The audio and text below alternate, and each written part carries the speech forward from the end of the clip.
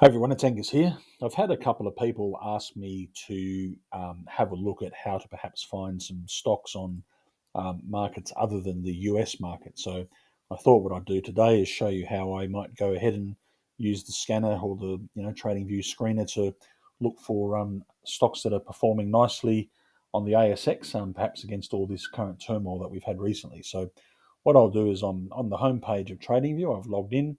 And what I'll do first of all is I'll create a new watch list. So I'll go create new list. I'm going to call it an ASX watch list.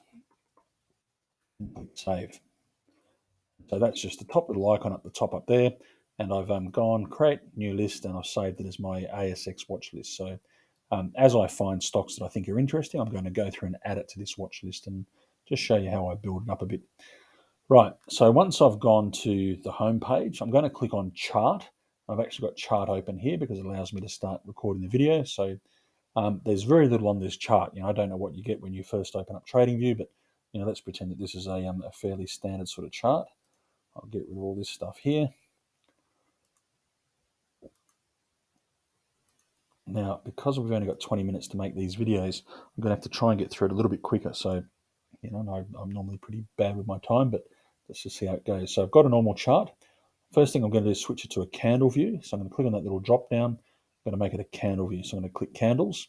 Then what I'm going to do is I'm going to add in a couple of indicators that I like. So I'm going to first of all add a moving average.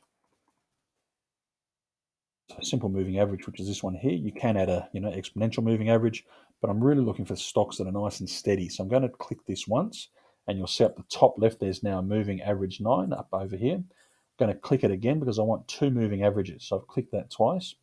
The next thing I want to add is I want to add a RSI. I like to think of an RSI as giving me an idea of the value area that a stock might be in. So that's a relative strength index.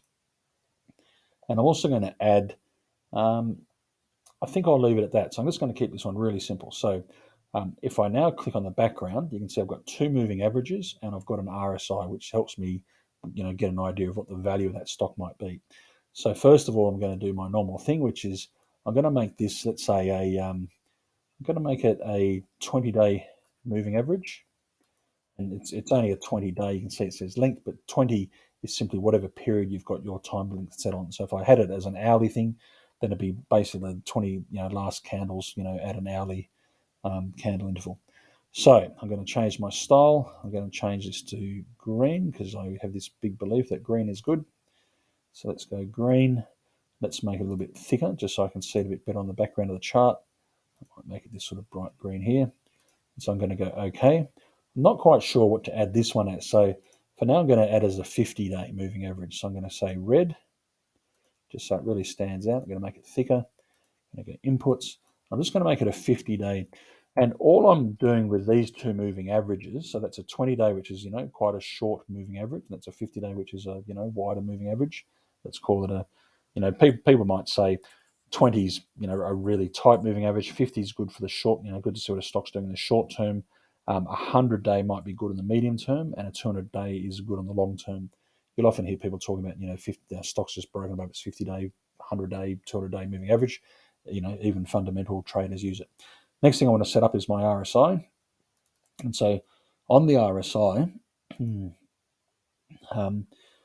the way that people describe these values, you've got this sort of upper band of 70 and the lower band of 30. People sort of say if it gets above 70, it's likely the stock is going to come back down.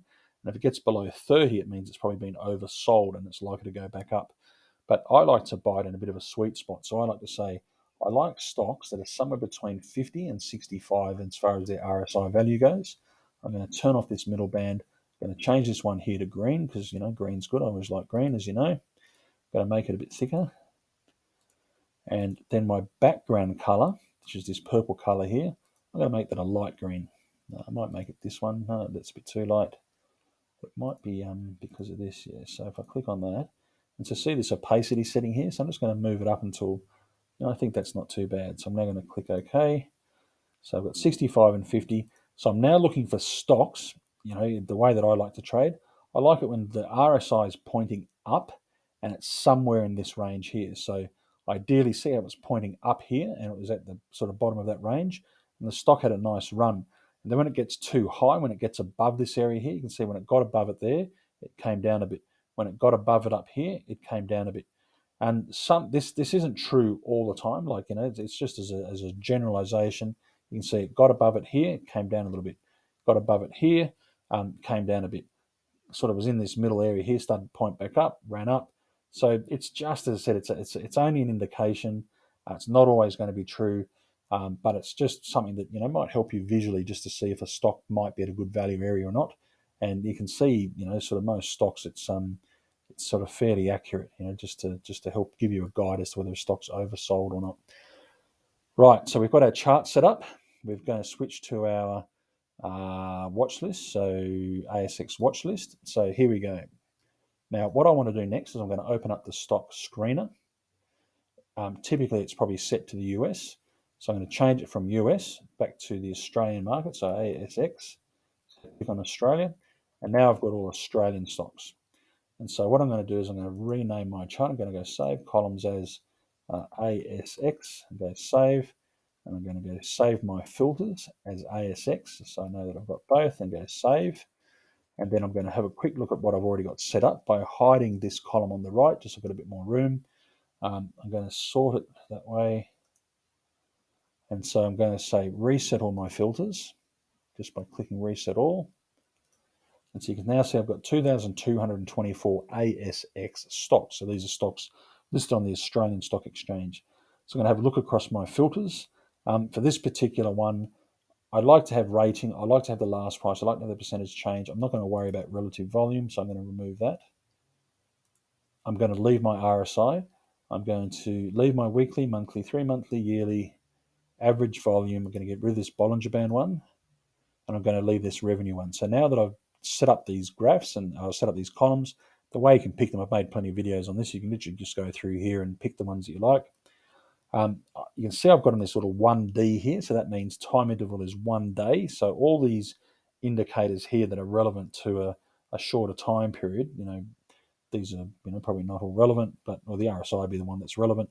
But if I change it to say 1 hour, 1 minute, 15 minute, then some of these indicators will adjust their values to based on the 1 minute type candles or 5-minute candles. Right, so I've got my column set up, so I'm going to do the most important thing, which is save them. So I'm going to save columns as ASX. I haven't got any filters in place yet, but I'm just going to go save screens as filters. I'm just going to do this habit. If I make a change, I'll save it. So I've got my 2,000 stocks. We worked it out that I've got 2,000 odd stocks. And so what I'm going to do is I'm going to start to filter them down, because 2,000 is too many for me to look through. It used to tell you up here how many stocks you had, but I don't know why, but that sort of disappeared for whatever reason. Let me hit filters, reset all. Yeah, who knows? But I know there's roughly 2,000 stocks there. Probably because I've got no filters running. So what I want to do, the most important thing is I want to find stocks that are having a good run. So I like to find stocks that are in uptrend. Some people might look for stocks that have been really sold off, but for the purpose of this video, I'm going to say show me all stocks above, say, let's start with 50%. See, I'm down to 594 stocks on the Australian stock market. And so if I've got it sorted by above 50, so this one's up 9650. And so you can see, well, he's a bit of a crazy thing. He's jumped. And if I look across here, I can say his average volume's okay. His 3-month performance is huge, but he's a fairly inexpensive stock. So I think rather than play with some of these penny type stocks, I might say show me stocks that are above, let's say $5, just so I can reduce the the sort of stocks that I'm looking at. Right, and so now if I click on the top one, which is Vulcan, and so now if I click on my 1 year, and I'll just move this down a little bit, and so if I look at him, I think he's had a pretty good run. And what I'm going to look at here is I'm going to start to look at the volatility. So I'm going to say how many times, forget about the price to some extent, but how many times did the red line sort of cross across this? How many times did the excuse me, the green line cross across the red line? And so if it's really volatile and it crosses a lot, then I sort of might lose interest in that stock and I might move on to the next one. But see how it's been fairly respectful. Look at, the 50-day, again, is a fairly short moving average. So it hasn't broken down below that, and see how, it often gets to that and then bounces off. And so I look at it here and I think two things. I think it's quite interesting. All I'm doing is zooming in with my up arrow key. And if I want to zoom in place, I hold down the control key. And if I want to move the map around, I'll first of all move that little axis there, and then I can drag the chart around. I can drag this one down to make it sort of skinnier or wider. And I can double click on it to reset it. I can double click on this to reset it, or I can just click on the 1 year. But you'll notice if I click on something like the 6 month, then what happens is, see, it's dropped my time, my number of candles up here to 2 hours. So if I want to look at daily candles, I always just leave it on the D, and then I'll zoom in and out. I'll go back to the 1 year, and I'll zoom in and out depending on how I want to look at this particular stock. So I've still got 84 matches, so that's still quite a few. So what I'm going to do now is I'm going to say, well, only show me stocks where they're up. What's reasonable? Over 3 months, let's say 10%. So now I'm down to 38. And so I think, well, let's show me the stocks that have been fairly resilient over this last bit of turbulence. So let's show me stocks that are up above, say, 5% over the last month. Now I'm down to 13. And so I know it was a really bad week last week. And so I might say, show me stocks that are up above 0. So let's go above 0, because I just want to see stocks that might have broken even. So I'm down to 6 matches. So you can see very, very quickly you're down to a lot less selections. Now I want to also say, to me, I want to see stocks that are traded. So see, this MNF only has it's 80,000 trades a day on average. So I might look at that and think, that's not probably active enough perhaps for what I might be looking for. So I might also say, show me where the average volume is greater than 100,000. So now I'm down to 5 matches. I might also say, just for the fun of it, I really want stocks that have got some sort of revenue. And so you can see that these ones all have, pretty good revenue through here. And so just in case, for a future screen, I might change it to 10 million. And so now that I've kind of got what I want in place, I'm going to say, well, these all look pretty good, but are they at a good value area or not for me? So if I look at SIQ, I look at that and I think, wow, that's not one I want to chase because it's had this big jump. So that's a stock that I'll probably get rid of. But you can see here that the RSI, remember I'm saying I like that 50 to 65 type area, and this one's a little bit above that. It's at 77, so I think it's probably going to come back down. Flight Centre, having a really good run. So, Flight Centre's hopefully going to get better and better as these vaccines take more effect and as Australia opens up more. If I zoom out a bit, so I've just scrolled down, you can see Flight Centre was all the way up here. It was a much more valuable stock. It's down to $21.85. It used to be trading up around, let's say the $40 mark. And so I just zoom out a bit more. Sometimes it's good to zoom in and out just to see the past history of a stock. So you can see this stock, was regularly trading, sort of up around this area here. So if I turn on one of my drawing tools, and again, there's videos on how to do this, but let's just click on this one. I'm just going to go horizontal ray for now. So I just want to put a horizontal ray on here. And so I'm going to drag that around. I'm going to say, if I sort of say that, it looks like it was sort of through there, was over average, it got to there on average, there on average, there on average, there on average, there on average. I can understand the whole thing dropping off, because of the pandemic. Where it's dropped off was that, 2020. And so if this whole pandemic thing goes away and people are more comfortable traveling, there's no reason why it might not get back up to that level there. So, is that a good buy or not? Who knows? So what I'm going to do is I'm going to click on, I've got to find it as always. It's not that one. There's all these tools here that you should absolutely go through and have a play with. See, there's one that's called price range. So I'm going to click on that. And if I click on there and I go up to that red line, so in theory, between the price where it is now and up to where it used to, trade at fairly comfortably before the pandemic, you can see that's about an 80% gain. So I look at that and I think, geez, that's not bad. So that's one that I'm going to add to my watch list. So I'm going to click on him. I'm just going to right click and I'm going to go add to watch list. And I'm going to choose my ASX watch list. So Flight Centre, as things open up, as all these people haven't been able to travel for the last year, start wanting to travel, Flight Centre could be pretty interesting, I think. So let me just zoom back in a bit. So click on my 1 year. I just think, see how it's rocketed up now? I just think it's a bit expensive. So at 77, it's too expensive for me. So what I'm going to do is I'm going to click on it, right click on it, and I'm going to go add an alert. And I'm going to say when it crosses my RSI, see I've got RSI here. That's not what I want. So instead of saying that one,